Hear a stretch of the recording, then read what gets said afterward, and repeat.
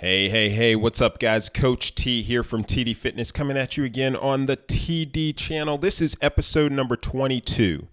And in this episode, we are talking about the minimalist exercise routine that is working for me. So, there's so much data, so much information out there on how to exercise, on what to do for exercise, how much to do, when to do it, what types of exercise are best. And for all of that information that's provided by multiple sources, some better than others, there still seems to be twice as many questions. And I think the reason is because there are a number of different answers. There's no perfect workout or exercise routine. There are many routines that can and will work for you. So what I aim to show here is an example of my routine, but more importantly, I want to explain how and why I settled on this particular routine at this particular time of my life. And I think this is important because exercise and physical activity is such an important component of your overall health, no matter who you are. And the takeaway here is that you have to get personal with this. Much like your diet, what you do needs to be right for you. Of course, there's a freebie associated with this episode. It's a sample week of my exercise routine. And you can download that at tdfitness.net/022download. So I think the best way to start out with this topic is to break down the title, the minimalist exercise routine that's working for me right now, because each part of the title really speaks to a different portion of what we're trying to answer here. So I call it the minimalist exercise routine, but in reality, it's not necessarily a minimalist routine, but rather what I feel it's a routine that's been scaled back to an extent because it's such a busy time in my life. And we're all busy, right? We have competing priorities. Many of us have full-time jobs. My family is in full swing right now with a 5-year-old and a 2-year-old, and they absolutely keep us busy and keep us moving. And that's a good thing. It's a blessing. And we like to travel for both work and leisure. In fact, we just returned from a leisure trip this past weekend. We're very active in the church. We like to socialize with friends and family. And oh, by the way, running this business called TD Fitness, it creates some busy times. So for me, it comes down to prioritizing the things in life that are the most important to me at any particular time. And exercise is always an important component of my life, but there are times when I intentionally move exercise lower on the priority list because there are things that can and will come before that. My family will always come before exercising or going to the gym, for example. But I also understand that the long-term effects of exercise will ultimately make my family life much better because hopefully I'm around longer to enjoy the family. So that's a little bit of the minimalist portion of this topic. So this is an exercise routine, right? The minimalist exercise routine. And we've talked about exercise many times in the past here on the TD Fitness podcast. And it gets to this point of how important of a role exercise plays in your life. If you think back to episode number 13, where I talked about, the title of that episode was The Surprising Truth About Exercise for Weight Loss, what exercise doesn't do and what it's good for. And go back and listen to that and really listen to the portion where I talk about what exercise is good for. There are so many benefits to exercise: heart health, strength, mobility, stability, less pain. There's so many things. Those are just a few, but so many positive benefits from exercise. Again, you can check out that episode at tdfitness.net/013. That's episode number 13. So it's important to incorporate exercise into your lifestyle. But in this episode, I also want to point out that this is what's working for me. And this is really an important point. What we're talking about here is the fact that it's working for me because it fits my life. For example, one of the things that I try to do with all of my exercise routines is meet the minimum recommended amounts of exercise set forth by the Department of Health and Human Services. A general guideline is about 150 minutes of low intensity exercise each week or 75 minutes of intense exercise each week. Those recommendations I feel are fairly good standards, something good to shoot for. But you may have your own goals. And in order to achieve those goals, it requires that you take some time to plan. So one of the things that I've learned over my career as a personal trainer and health coach is that being smart about the type of exercise you do is just as important a part of how much you do. It's just as important as how much you do. Next week, when we talk a little bit more about a particular component of my exercise routine, you'll understand just what I mean. But I think that exercising smarter can reduce a lot of the time you may feel you need to devote to exercise. So working smarter, not harder, and not longer. So finally, wrapping up this title description, this is the routine that's working for me right now. You know, there are different times, different phases in my life where I know I need to change up my routine. I change it up from time to time, and what I'm presenting to you here in this episode is, again, what's working for me right now. It'll change in the next couple of months, but right now, this is what's working, and I want to give you some insight into how I determine what I do and where my routines fit in my overall plan and my current lifestyle. So in order to understand my philosophy, you have to have an idea of kind of how I frame my goals, because that's going to determine ultimately the types of exercise that I perform. So I have a pretty clear goal from one year to the next. Really, it's kind of like two goals, but it's driven by the first one, which is to complete one long distance endurance race every year. For me, that takes the form of a 70.3 mile half Ironman race. So I try to do one of those every year. My training plan for that is only 6 months long. It's a plan that I developed, but for the other 6 months of the year, I'm really in what you would call maintenance mode. I want to maintain an adequate level of fitness so that when I start training for the triathlon, I don't have to start from scratch. And the maintenance mode season, those 6 months of the year where I'm not actively training for the race, provides a bit of a break for my body. I'm not getting any younger, right? I still exercise regularly during those maintenance months, but the workouts are shorter. There are no 4-hour bike rides, for example. So these two seasons of the year mean that I have to have two different exercise approaches. So depending on the time of the year it is, during triathlon season, notice I don't call it race season because I am not racing. I'm just exercising. A lot of people in the race are racing. That's not me. But in the next episode, we're actually going to talk about the triathlon training I do, and I'll explain how you too can complete a long distance endurance event. And I think you'll be surprised at just how attainable and achievable that goal is. So be sure to check out the next episode number 23 next week when I release it. But in this episode, we're talking about what I call the off-season or maintenance period. And my goal for these 6 months where I'm not actively training for a long race is to maintain a level of fitness that keeps me fit, for one, keeps me feeling good, and meets the recommendations set forth for exercise. It keeps me feeling good, but it's also a balance between exercising on a regular basis and making time for all those other things that I have to fit into my life, those things that I mentioned earlier. Okay, so within each of these two sessions, or these two seasons, I should say, these two seasons of the year, I break my exercise routines into 4-week increments. And then I'll add an intentional 5th week for downtime, for rest and recovery. So all I try to do is complete what I call a good week of exercise, followed by another good week and another one for 4 weeks in a row. Sometimes I'm successful with that, and sometimes I'm not.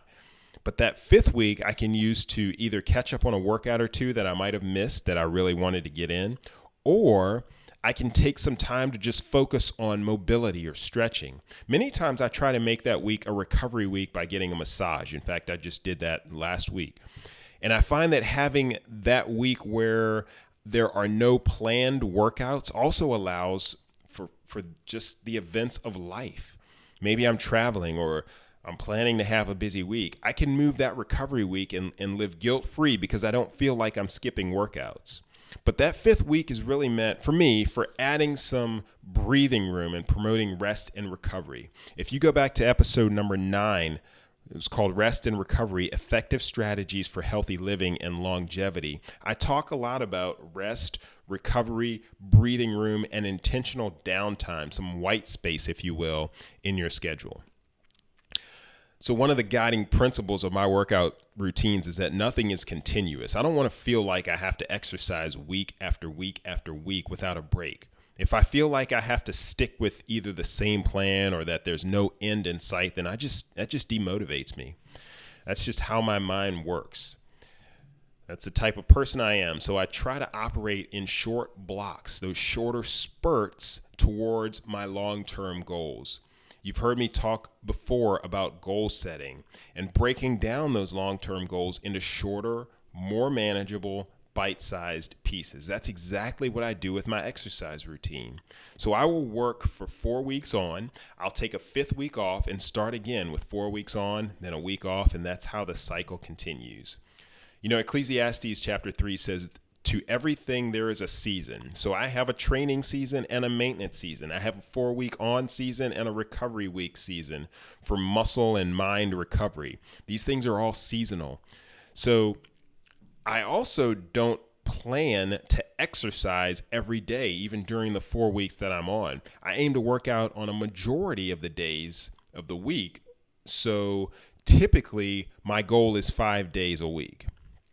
Sometimes I'll combine workouts. Sometimes I'll split them up. Sometimes they're intense. Sometimes they're low intensity or just stretching. And many times they are really short. But I don't bind myself to the same types of workouts over and over again. I try to break it up, to change it up, to keep it lively and to keep my motivation high. Now, as you may have already noticed, I tend to think in single weeks or week by week when it comes to my exercise goals. That's an important point because it speaks to the personalization of my particular approach, my approach to scheduling and completing my exercise sessions. I like the weekly approach. I really do, because I find that my calendar is best planned from week to week. And because of this, the things that fit into my calendar to include exercise, it's just easier to plan for. It's easier to schedule. It's easier for me to accomplish because a week at a time is not so far out that I can't plan for it, but it also does allow for a bit of planning as things start to get firmed up on my calendar. Man, from week to week, our schedules are so packed here in this household that it's really hard to tell what we're doing. So typically on the weekend or on Sunday night, I'll take some time, look at what I have planned for the week, and then try to fit in those exercise components where I can. Again, sometimes I'm successful at this, sometimes I'm not, but at least I have a goal, a very short and near-term goal that I can work towards. So that brings us to exactly what it is that I incorporate into my exercise routine. So just like I have to prioritize where exercise fits in with respect to the other things going on in my life, I also prioritize what I do for exercise. So how do I do that? How do I prioritize them? What types of exercise do I view as the most important? Well, when I can't necessarily accomplish all the things that I want to do from an exercise standpoint from week to week, I do have a general idea as to the types of exercise that I feel are most important for me, again, at this particular point in my life. The first one, you may be surprised to see this, but the first one for me is going to be some type of stretching or mobility work. The importance of adequate mobility and flexibility, I just can't emphasize this enough. Particularly for those who are sedentary, who don't exercise at all. If you incorporate some stretching or mobility work a couple of times a week, you'll start to see pain subside. You'll start to feel better. You'll move better. You'll be more limber. I mean, the benefits of stretching and having adequate mobility, it really is key. It's fundamental. And mobility has to precede stability. Mobility has to come before stability. That's one of the tenets from Gray Cook, who is a physical therapist, author, and creator of the functional movement screen. He discusses that in his book entitled Movement. It's the fact that mobility has to precede stability. So what that means is if you want to be stable in your movement and exercise patterns, then you have to have an adequate range of motion first. Otherwise, you're going to compensate and risk injury. That's why stretching is so important. If I can't do anything else during a week because of busyness or because of other things competing for my time, what I try to do is incorporate some solid stretching into my week. The way I do this in a normal week is to have a dedicated day for stretching or some type of mobility workout. Typically, it's about a 45-minute stretch session or a yoga routine, something like that, and then at least one other shorter day during the week of stretches and mobility work. And typically that workout or that stretch session will occur after one of my workouts when my muscles are loose, limber, warm. One resource that I've been using lately is a site called ROMWOD. It stands for Range of Motion Workout of the Day. You can check that out at romwod.com. It's a subscription service. They offer a 7-day free trial, and then I think it's $14 a month after that. But for me, that's a pretty nominal fee, and they basically provide a stretching workout every day. They're only about 15 to 20 minutes long on most days, and then they provide one longer routine each week, which is more like a 45-minute stretch session. So you should check that out if it's something that interests you.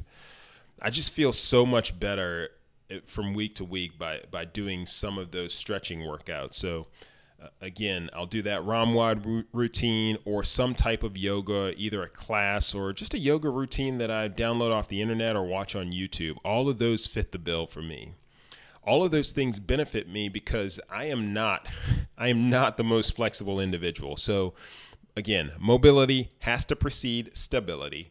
Stretching, mobility, and flexibility work is so important. So you can check out more or hear more information on that in episode number 7, where I talk about some of the things that relate to having adequate flexibility. I just find that as I get older, flexibility, mobility, and stretching is so important. Now, after stretching, the next most important thing to me is going to be cardiovascular activity, because you have to take care of the ticker. You have to take care of your heart. So what I will typically aim for is at least a half hour, I should say, of intervals and a steady state cardiovascular activity workout. So with the intervals, you don't need a lot of time here. Intervals are taxing and they take a lot to perform, especially if you're not used to doing them. And if you're performing a pretty intense interval workout, you'll understand very quickly that you don't need a lot of time to do that, and you will need adequate recovery. So I try to include at least 2 cardiovascular sessions each week, one of which is an interval session and another of which is a steady state cardio session. So typically the cardio session will be 30 to 45 minutes. Sometimes I even go upward towards an hour. Again, this is during the maintenance months, my off season, not when I'm training for the triathlon. So after cardiovascular work, the next most important thing to me after stretching and cardio is going to be core work. So what I do each week is one very short dedicated core session per week. And I'm talking short, like in the 10 to 15 minute range. I wrote a post a few years back called Training Your Core the Right Way. That's one of my favorite posts. And that one is one of the more popular ones on the TD Fitness site. But I talk about how core stability is achieved by training your core as a whole, the same way that it acts as a whole to provide stability during activity. So I'll link to that in the show notes, but you don't need to spend hours doing crunches to train your core. In fact, you don't want to do that. So again, refer to that article, Training Your Core the Right Way. There's some very good information in there, but essentially, when I created my ebook, it's called TD Fit, a complete fitness blueprint for time-crunched individuals. When I created that ebook, I also created a 6-month series of workouts to accompany it. And part of that series is a core sequence consisting of 4 different core routines. So I use that. I alternate those 4 core routines and perform one each week. You can do most of them at home without any added equipment. There are a lot of plank and bridge exercises and isometric work in there, which is good for the core. It's a good way to train it. So finally, I'll perform strength training when it's important, which is important, I should say, as well. But when it comes to prioritizing strength training with stretching and cardiovascular activity in your core, I think strength comes in at the bottom. And I'm not trying to minimize the importance of strength and resistance training. It certainly has a place, and there are definitely times in life where strength training is going to be more important than other times. But for me, strength training is a component of my overall plan. It's not the entire focus of my plan like it is for some people. And an important thing to remember is that strength training doesn't necessarily mean you have to go to the gym and lift a lot of weight. Most of what I do, particularly during the triathlon season, is calisthenic work. So it's just body weight exercises, things like body weight squats, push-ups. So I do a lot of that, and you don't need any extra equipment or material. You can knock it out pretty quickly, and you can usually do it at home. So I want to incorporate a couple of resources here for you when it comes to the different types of exercise that I use in my routine. So I mentioned the Fit Life program. I've mentioned it several times before. You know, the Fit Life program is my signature program when it comes to behavior change, implementing healthy habits, and really the health coaching service that I provide. But part of that program, along with the habit tracking and the habit implementation portion, is a course that I developed. And that course consists of 4 different modules, one of which is a fitness, physical activity, an exercise module. And that particular module has 7 lessons that I created and recorded that are dedicated to each of the areas of flexibility and mobility, intervals, core training, strength and resistance training, you name it. So if you do want more info on that, I'll include a link in the show notes to the Fit Life program. You can go to tdfitness.net/fitlife. We go very in depth on a lot of these things that I'm mentioning here. And then, as I mentioned earlier, my ebook called TD Fit, a complete fitness blueprint for time-crunched individuals, that breaks down each one of these types of exercise and the importance of each. And you can download that for free. I'll link to that in the show notes as well. So as I wrap things up here, really the big takeaway, as I stated in the beginning of the episode, is that whatever you choose, it has to fit your lifestyle. Otherwise, you're not going to do it. So whether you like to work out early morning or during the day or at night, the length of time you have to devote to exercise, the number of sessions that you plan to get in each week, it's all personal preference. Do you have access to a gym? Do you want to work out at home? Do you prefer working out by yourself, or do you want a partner to go with you? Do you prefer classes or not? You know, here I've provided an example of what it is that I do, but the real takeaway is that you have to personalize your approach, okay? So that's the one thing I want you to remember from this episode. So before I sign off, I want to remind you that there is a freebie associated with this episode. It's the sample week of my exercise routine. And you can grab that at tdfitness.net/022 download. The show notes for this episode will be hung at tdfitness.net/022. And those show notes will include links to all of the references that I mentioned in the episode as well. And as a final reminder, if you do like the content, don't hesitate to share it. Once again, I thank you all for tuning in. I want you to have a blessed week. Coach T out.